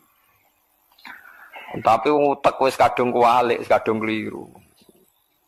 Wong Yahudi nak nganggep Nabi Musa itu segala-galane, nabi sentral, nabi induk. Mulane wong Yahudi niku uripe teng Madinah riyen. Teng pundi? Madinah. Eleng-eleng. Tangganan mbek tiang-tiang Ansor. Iku wong Yahudi nak sumpah walladzi ikhtara Musa alal bariyah. Demi zat sing milih Musa ngalahno wong sak alam dunya. Wong Islam ora trimo. Walladzi ikhtara Muhammadan alal bariyah. Demi zat sing milih Muhammad ngalahno wong sak dunya. Akhire jotosan. Mulane ki aja gedeng wong Yahudi nemen-nemen. Kok awal ana jotosan perkara nabi ni wong Islam mbek wong napa Yahudi. Barang jotos-jotosan niku hikmahnya gede ini. Dia niku terus wong Kanjeng Nabi dawuh ngeten, Nabi ku yo piye, pancen nabi ora kena diwarai, sesuai nabi. Nabi malah ngandani sahabat Ansor ngeten, la tufaddiluni ala Musa. Kowe aja geman mulya-mulya anakku nganti ngalahno sinten Musa. Musa iku sampeyan nak kiamat. Bar gempa bumi besar iku Musa iku tak delok iku sekelan tiang aras. Dekne mbek gedak-gedak nyerbeti lemah sangka rambuté. Dadi Nabi Musa iku ngetan-ngetan mbuaki lemah saking rambuté, wong tangi turu saking kubur. Terus dawuhe Nabi, aku iku ora roh. Dekne lagi tangi, apa dhisik aku? Pokoke ketemu wis ngene iku. Lucu ta Nabi. Nabi ku nak wong Yahudi ku yo piye, yo mangkel, yo seneng, yo campur-campur. Akhirnya ana perdebatan. Perdebatan itu syaratnya jari Nabi itu engkau nak debat sing ilmiah jari Kanjeng Nabi. Iya jari Yahudi. Kanjeng Nabi terus gawe cerita mulai ana alamilati Ibrahim. Kowe aja geman nyalano aku iku alamilati Ibrahim. Hampir semua ulama niku sepakat satu-satunya nazoman sing Nabi urut sesuai periodene namung teng Aqidatul Awam sing dikarang Sayyid Marzuki. Mulane dadi kitab legenda teng Indonesia. Mergi urutan nabi sing urut niku namung teng kitab napa? Aqidatul Awam. Termasuk dhisikno Lut, Ibrahim, Ismail Guri. Mergo Ismail iku anake Ibrahim. Sementara Lut itu semi kanca, napa? Kanca mbek anak dhisik kanca. Mergo kadang kanca kawin wis nekani anak mrongono. Lah Nabi Lut mbek Ibrahim semi napa? Kanca. Mulane fa'amana lahu Lut wa qala inni muhajirun ila rabbi. Dadi Lut itu semi kanca ben Nabi Ibrahim. Nabi Ibrahim nabi pinter. Senengane nglawan malaikat Jibril. Dadi mulai dhisik nabi ku mbek Jibril bantah-bantah. Terus era mursyid itu wong bantah ora oleh. Riyen biasa bantah-bantah. Mpun nggih kula terangno ya. Terus tiang Yahudi niku mbek Nabi Muhammad ora oleh dinyek. Akhire wong Yahudi ku keterucut keliru. Musa saking hebate, Ibrahim pengikut Musa. Lah iku ketok gobloke. Mulane dinyek Quran ya ahlal kitab. Lima tuhajuna fi Ibrahim. Tahwama unsilatit Taurat wal Injilu illa min ba'di. Mulane ha antum haula'i hajastum fi ma lakum bihi ilmun. Falima tuhajuna fi ma laysa lakum bihi ilm. Hei wong Yahudi, mau kan etika perdebatan kita, jare Nabi kudu ilmiah. Iki debatan wis gak ilmiah. Ibrahim mbek Musa dhisik ndi? Wong Yahudi mene dhisik Ibrahim. Lah iya wong dhisik kok pengikut ngeri. Dadi padha karo Mbah Hasyim Asy'ari ku anut ruhin nak yo aneh. Wong Mbah Hasyim luwih dhisik Mbah Hasyim Asy'ari ku pengikute Hasyim Muzadi. Lah edan to. Mereka sange senenge Mbah Hasyim. Lha riyen Mbah Mun nate ngeneng santri niku ngantos ken metu. Gara-gara niku Mbah Mun tanglet. NU mbek Imam Syafi'i apik dijare apik NU. Mergo takoki wong Madura. Dadi NU ora agama to Madura. Islam mbek NU jek mulya napa? NU. Wong lawan Islam dibar tapi nek nglawan NU. Paham. Ora fanatik wong Madura mbek Islam tapi fanatik. NU nganti takoki Mbah Mun NU mbek Imam Syafi'i apik dijawab apik NU. Padahal NU pendirine Mbah Hasyim anut Imam Syafi'i. Lah meneh wong alim-alim sing mutung mbek NU langsung nyekeli madzhab Imam Syafi'i. Perkara NU jog diorganisasi NU fatwane ra macam-macam. Ana wong alim terus mencolot langsung anut Imam Syafi'i mergo anut organisasine kadang kecewa paham nggih. Wong dukung mendukung paham nggih dadi. Iku Quran. Dadi mulane nek ngaji Quran nak sing saged nggih diangen-angen. Nek mboten saged nggih anut sing angen-angen. Dadi ya ahlul kitab. Hei ahli kitab, kowe kok berdebat tentang Ibrahim. Dan mbok klaim Ibrahim pengikut Ibrahim. Toh wa ma unzilatit Tauratu wal Injilu illa mim ba'di. Terus afala taqilun. Akalem udah kok ndi. Sebab itu Nabi Muhammad itu nabi paling realistis. Beliau gak tahu muni gawe negara Islam atau gawe agama Islam. Beliau berkali-kali ngendikan kul ma kuntu bid'am minar rusul. Aku iku ora rasul sing bid'ah. Mergo aku mau anut Ibrahim. Iku Kanjeng Nabi. Mulane umate niru aja sampai ketrucut.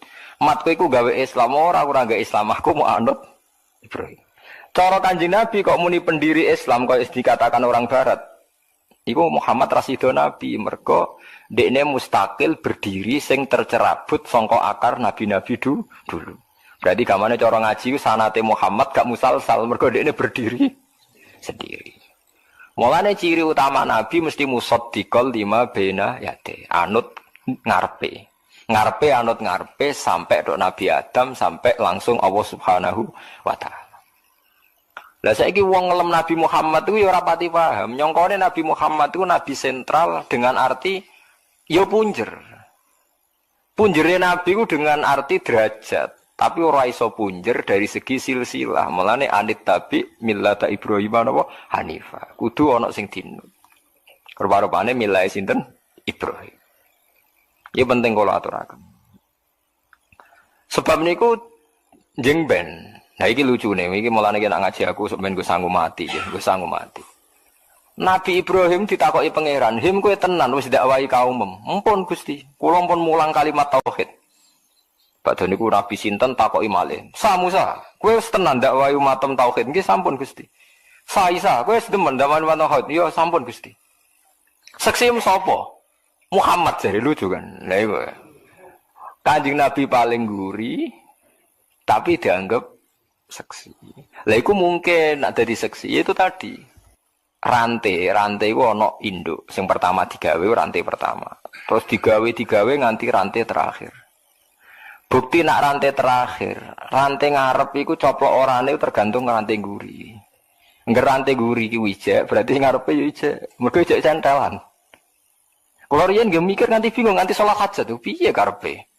Nabi ku musalsal rantai. Mus paham ya, wis gak dadi khawarit, paham dadi khawarit. Rantai ku nak sing ngisor iku ijek gandengan kados kalung utawi napa sing tau dikalung bojone rantai aku ya ora tau duwe rantai ngono. Rantai luwih ana anggere wong duwe rugen duwe tak nyancang wedhus ya. Rantai ku nak gelang sing pol ngisor gak coplok, berarti bukti gelang dhuwure ijek. Paham ya? Nak gelang dhuwure ra coplok, gelang dhuwure isek. Lah nak sing gelang pertama sing dhuwur misalnya Nabi Adam, ora ono seksine dekne berdiri sendiri. Mulane nek takoki ra iso jawab, "Dam, buktine apa nak kowe dakwahi?" "Dam, buktine apa?" "Sa Isa." Jawabe Muhammad jare.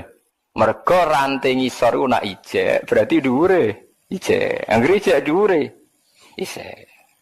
Lha iku rasul iku kalimat tauhid itu musalsal. Mulane kabeh nabi ku jare anut ngarepe padha-padha mempertahankan kalimat la ilaha illallah. Ini disebut wa ja'alaha kalimatam baqiyatan fi aqibihi. Ciri utama nabi gawe kalimat la ilaha illallah abadi. Mulane kowe sok ben wong apik ora iku krana anak putuem. Paham mungkin ya. Angger anak putuem salat wong apik berarti ke wong apik. Mergo cebloke apik. Mulane kira usah bangga dadi wong saleh saiki. Angger bedigasan anak yo koyo bapak pedhot berarti kowe paham nggih pedhot. Perkarane pas pangeran takok, "Cung, kok ana rante copok dian ki anake sapa duka Gusti?" Lah iku perkara kaya iku. Mulane ciri utama wong apik ku ning turunane. Mulane idza matabnu adam ing qata'a amaluhu illa min salasin termasuk awaladin saleh.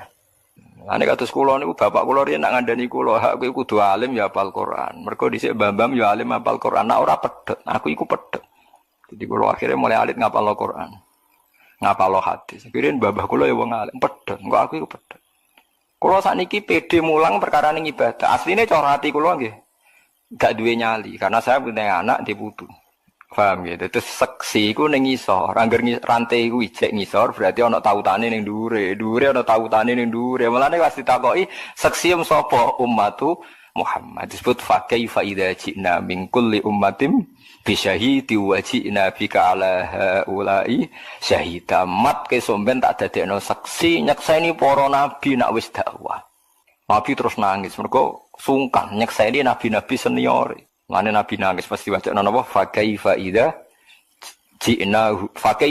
ji'na min kulli ummatin bi syahidi wa ji'na bika ya Muhammad ala haula'i napa syahid. Eling-eling. Mulane sakniki Kanjeng Nabi sing sakniki. Nggih Kanjeng Nabi tenan sing sakniki. Niku tesih sugeng. Paling sering didongakno nggih kula jenengan sedanten. Kok ketok ajarane Nabi ku bener nek ana sing terusno saiki. Sekali iki terputus genti Ahmadiyah ya wis nabine loro. Paham ya? Paham ya? Sekali kowe ra turunan Ahmadiyah wayo anake papat kowe sitok ya mayoritas Ahmadiyah. Wah, itu terus butuh strategi. Iku eling-eling ya. Mulane agama iku dikawal ku loro. Siji ku ambek hujah, ambek logika. Loro iku ambek anak turun. Apa artine logika nak kalah mayoritas? Kula baleni malih. Apa artine logika nak kalah napa? Mayoritas. Misale wong Indonesia iku 2000.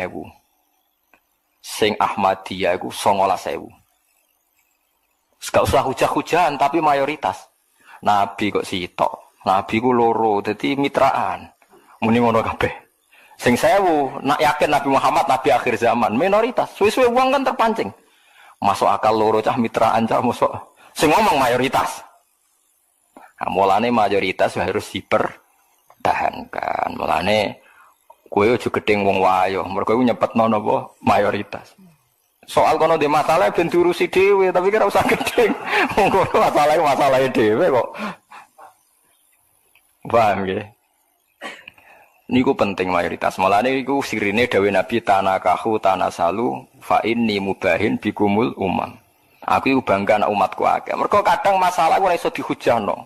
Mau anut mayoritas. Saiki sampean tak bedheki. Dalil ahli sunnah iku yakin ta gak? Kowe yakin gak bener ahli sunnah? Yakin kan? Karena Anda di Indonesia, NU Muhammadiyah kategorinya masih ahli sunnah. Apa dalil ini mempan ketika Anda baca di Iran? Wong Iran PDW nak maca alaikum bil jamaah wa man sadda finnar. Kamu harus ikut mayoritas, kalau sendirian neraka kamu. Mayoritas wong Iran apa? Syiah. Berarti sing nerecel, sing sad. Jadi andekan wong NU kok urip ning kene pundi? Iran utawa Muhammadiyah. Ora duwe nyali den. Nggo Abu Bakar laknatullah, muni radhiyallahu anhu dhewean kowe. Lagi mulane pentingnya, jadi kadang wong pertarungan itu orang nganggo hujah tapi nganggo jumlah populasi, ya jumlah nopo populasi. Lagi sing ra diduweni wong soleh-soleh. Wong soleh itu paling goblok orang duwe perhitungan. Sing diperhitungan wong alim. Wong alim mesti ana faseke sithik-sithik. Perkarane kakean perhitungan, tapi iki sing dadi cagake bumi. Mane wong nak ngenyek wong alim iku kena racune wong alim. Ke wong alim sing paling roh perhitungan sesuai sunahe pangeran. Senajan to kadang rontok fasik. Lah wong soleh mau klunak-kluno nek ora roh perhitungan, ngerti-ngerti mati, ditahlili wis mati, wis ngono tok. Lane wong soleh wani wong alim kuwala. Eling-eling. Mergo niku wau. Kula nate maca fatwa Imam Nawawi niku nganti beliau ku nangis. Umpama wong sak donya ku Islam kabeh fasik kabeh iku wajib untuk saham. Piye wae ndekne memberi kontribusi Islam tuh enggak barang asing. Saya saiki jajal misalnya mayoritas ning donya ku kafir, ana Islam soleh kualitas A tapi mau sithik.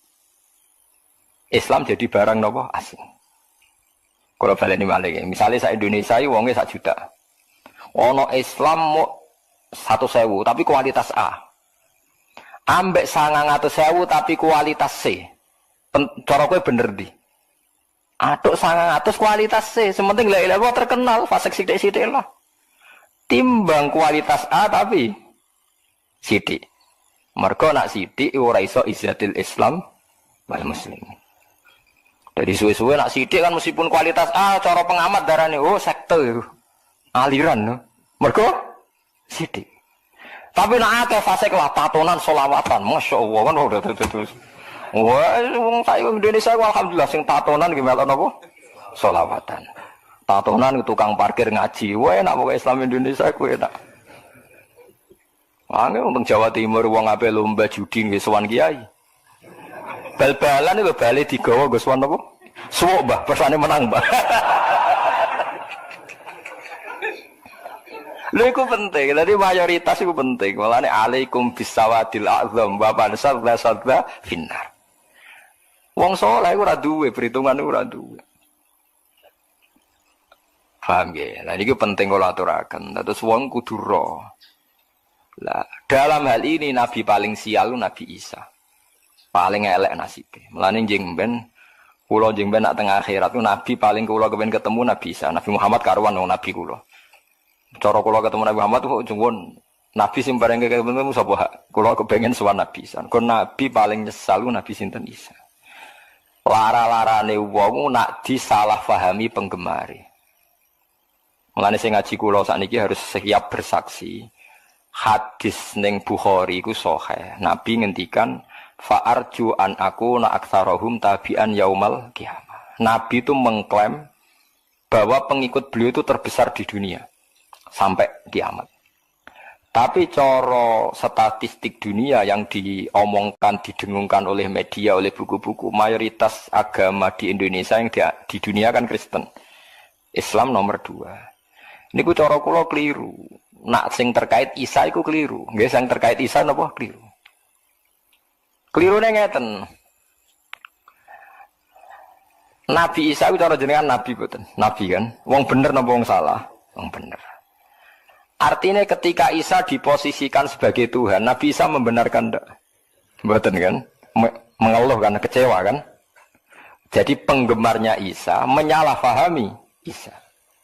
Artinya Nabi Isa kecewa gak ambek penggemarnya? Kecewa. Nak ngono mereka itu pengikut Isa apa ndak? Ndak kan? Berarti misalnya wong Kristen jumlahnya sak donya sak miliar lah, iku hakikate ora pengikut Isa. Ndak semua. Islam senajan ana sing fasik, ana sing malik, ana sing preman, ana sing korupsi, tiap salat, tiap zakat, pokoknya tiap Islam itu hakikate pengikut Nabi Muhammad. Berarti akeh endi? Akeh kanjeng Nabi Muhammad sallallahu alaihi wasallam. Malah cara aku Isa ora duwe pengikut, mergo sing darani anu dekne salah. Lho iya tong darani Isa ibnu Wara. Salah. Kula nu syukur tenan dadi wong alim termasuk saged paham niku. Nak ngono kira usah ati cilik, Islam mek Kristen wae akeh napa? Akeh Kristen, mergo hakikate akeh napa? Islam. Gus sing anut Nabi Isa niku cara Nabi Isa sugeng nggih kecewa mergo carane anut. Napa? Salah. Paham ya? Lho nggih cara Nabi Isa ketemu wong Kristen pendeta, iku ora pengikutku, aku ora ngajariku kan tangisan tenan kan? Nggih mboten. Lah iku pentinge ngaji nggih sedekah Rasulullah ketika ngendikan fa'arju an aku na aktsarahum tabi'an yaumal qiyamah. Ya mergo anggere pengikute akeh ning kiamat berarti ning donya ya paling akeh. Mergo iso anut nabi ning akhirat kan bergantung status dhekne ning donya dianggap pengikut.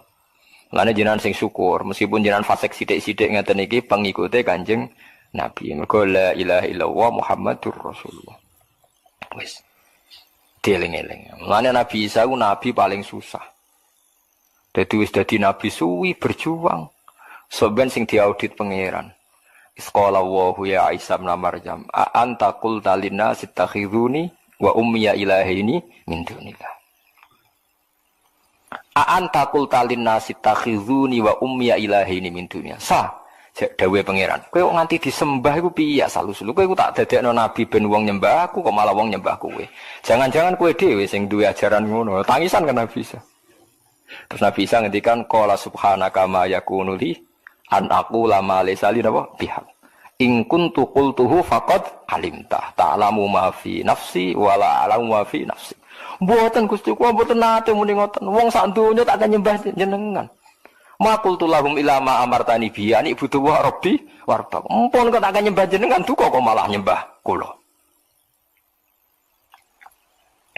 Lan iki penting kula aturaken. Terus kadang kita iku ora butuh kualitas, tapi mau jumlah butuh napa kuantitas. Sebuah niati sholawatane piye tapi calon presiden loro maca sholawat kabeh keben pokoke maca napa sholawat kira usah kecewa. Senengane kok jaga napa kualitas. Penting nabine cek nabi sinten Muhammad. Lane wong nak ngalim iku sing tahke. Aja saleh tok, nak saleh iku senengane jaga kualitas. Nak wong alim ora, lane wong alim rodok pro fasek sithik-sithik perkara ndekne butuh kuantitas. Ndekne duwe perhitungan. Lho kula bayangno nggih, kula bayangno teng donya kula bayangno. Umpama ana ning Indonesia wonge 1 juta. Sing 100.000 alim kabeh, saleh kabeh. Sing 900 Islami Ahmadiyah. Otomatis tetap logika Ahmadiyah lebih mapan karena didukung mayoritas. Hujah itu tidak ada gunanya di depan mayoritas. Niku hebatnya Kanjeng Nabi ngendikan tanakahu tanasalu takasaru wa fi riwayatin mergo fa inni mubahin bikumul umam. Kena suwani kawin anak menang akeh. Mane gege kajen gege kudus anak do 9 11 13 niku akeh. Kula di kanca Gus dijek 6, anake wis 9. Tak tak dijek 6 9 jimen pinter Gus duka Gus kados iku kathah niki. Saniki niku umure sik sak kula anake pun 9. Urip kabeh. Dari tak takoki, wayah iku Gus, masalahe keberatan. Tapi jane wayah ora anak akeh lho Gus. Jebule babon sita tak gebut yo. Lah teori kene iki ditentang mbek wong kabeh, ya ditentang negara, ya ditentang ekonomi. Ditentang napa? Ekonomi. Saniki kiai-kiai alim nggih mulai fatwa cung anak loro wae cung yo ketok kok abot urip. Kula lah rencana anak nggih nak sak kula nggih papat tipe kata-kata nggih papat napa 6 lah. Ketoke nak minat 9 niku nggih kula dereng dina. Tapi kok ana ilmune. Maksudnya kula critane niku ya ana napa ilmune. Dadi mayoritas iku penting. Kula nate diceritani wong alim sing tahqiq Islam teng Thailand mbek teng Indonesia iku bareng. Karena semua Selat Malaka niku Islame bareng. Ya ana Thailand, ana Indonesia bareng-bareng.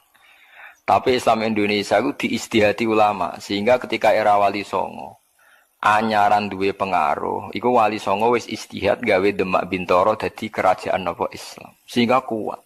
Mergo di tradisi gawe negara. Meskipun ana konflik internal era Putu. Era putus Pangeran Trenggono tukaran macam-macam terus Arya Penangsang Sutawijaya mbah tukarane padha Islame padha rajane tetep apik. Ku anggere minggat nggih kerajaan ning Yogya, minggat meneh ning Jipang Panolan, kok minggat meneh minggat dadi raja, tengok-tengok ya dadi napa raja.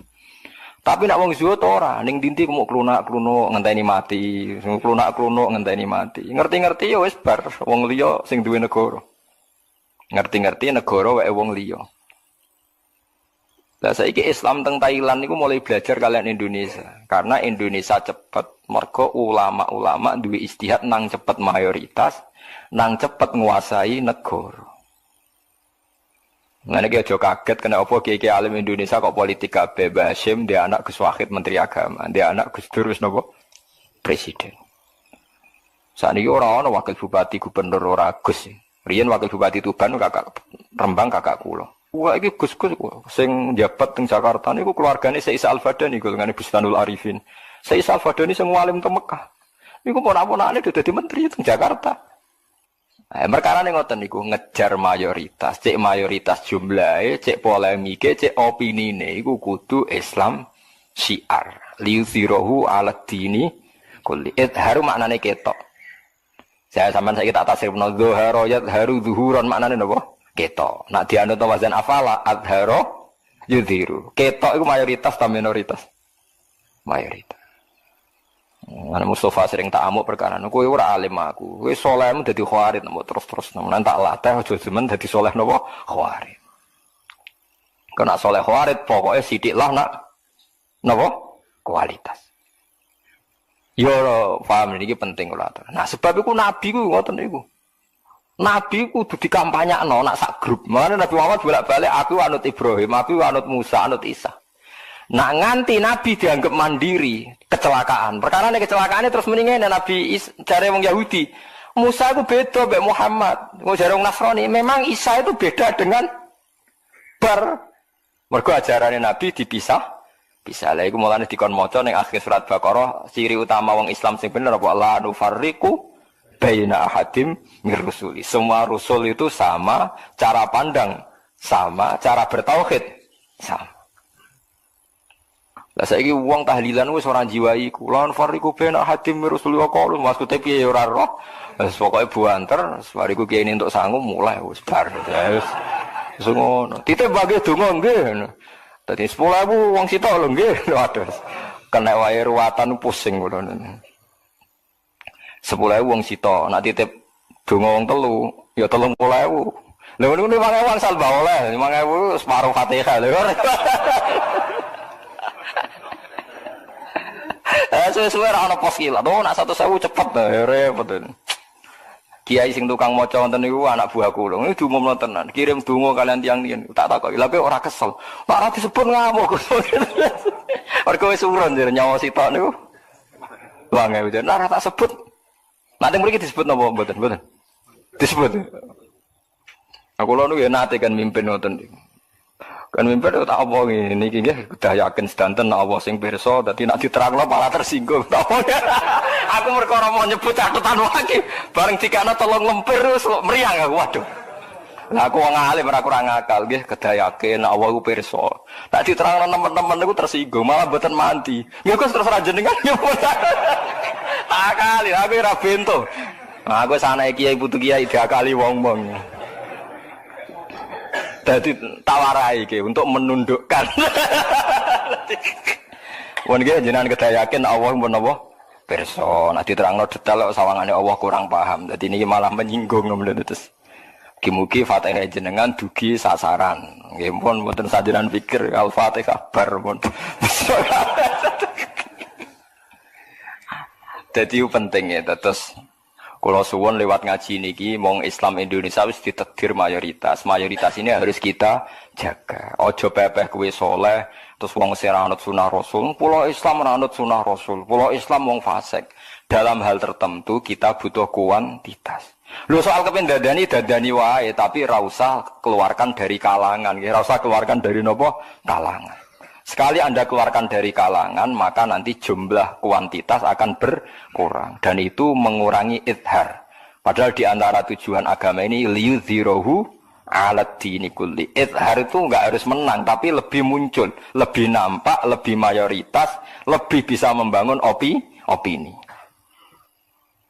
Mana kalau senang mawon, nah ono solawatan rame nggih seneng mawon. Wong paham ta ora, pokoke solawatan rame seneng. Cuma yo butuh wong alim-alim sing iso menjaga penjelasan kualitas napa selawat. Pun ya terus kula nerangno periode nabi ngoten niku ana Nabi Adam, Nabi Idris, Nabi Nuh macam-macam. Iku kita jaga mayoritas nak nabi iku saling musalsal mulai Nabi Adam sampai Nabi Muhammad atau diwalik Nabi Muhammad tumeka nambing Nabi Adam. Lah lucune sing dadi seksi nabi sing wis kliwat iku nabi sak niki. Nah, mulane kitab Bukhari niku pinter. Sing dadi saksi nak dawe nabi orisinil, malah sing nyekseni Imam Bukhari. Padahal Imam Bukhari itu 200 tahun setelah sinten Rasulullah. Saya Imam Bukhari sekapundhut kudu matur nuwun mbek kula sing nerangno sakniki kula. Mulane kula sering nak takoki tiyang, Gus sering mati wong mati gak? Aku sering difatihai sing sekapundhut. Lah aku sing kangelan nerangno kono sing swarga. Atau si mau Imam Bukhari sakniki kan enak-enakan, sanggep ae teng swarga utawa rondok lah. Misale swarga rong buka nggih Mbon lho nggih to jarene kan swarga saiki rong buka wis raudhatun min riyadil Cina wis dianggap ning wis kono wis penak aja kene sing cek kangelan di umat nak khusyuk pintu Mau anggere sing sregep, lomo, ora pati rohan. Wis ora ono sing sempurna. Jare bapak nak didik kula, kowe nek ngiyai roh dhewe ha. Sing tukang iktikaf mesti sing ora pati urun masjid. Wis sing tukang urun mesti ora tau iktikaf. Lha urip wae. Niku nyata, artine gak ono sing ideal. Wong dalan-dalan kon urung masjid seneng deh. Sementing aja kon iktikaf. Sing seneng iktikaf ning masjid, seneng, sementing aja kon urun. Artinya dunia ora bakal ideal. Lha misale mbok turuti ya gelo. Mbok turuti ya gelo. Ya wis ra ideal lah lakoni wae, pancen lakoni donya. Ngoten. Ora usah kecewa. Lane kowe nek dadi kiai hak ora rasane, sing fasik lomo, sing soleh medhit, kadang drengki barang ra lara kowe. Kowe itu mau kiai-kiai mbek kiai rembukan kasil. Ya drengki-drengkinan. Tapi nek rembukan ra mbek kiai malah kasil, nggih derek mawon cepet. Terus wong awam komentari kiai mbek kiai ora cocok, sunah ya ora cocok ku perkarane ngene ku mau. Paham ya? Iku tapi jaga, nggih mayoritas ini napa? Jaga. Disebut fa inni mubahin bikumul umam. Dadi nek wani nikah kudu anake akeh. Ya anake solusine macam-macam sitok untuk akeh ya kena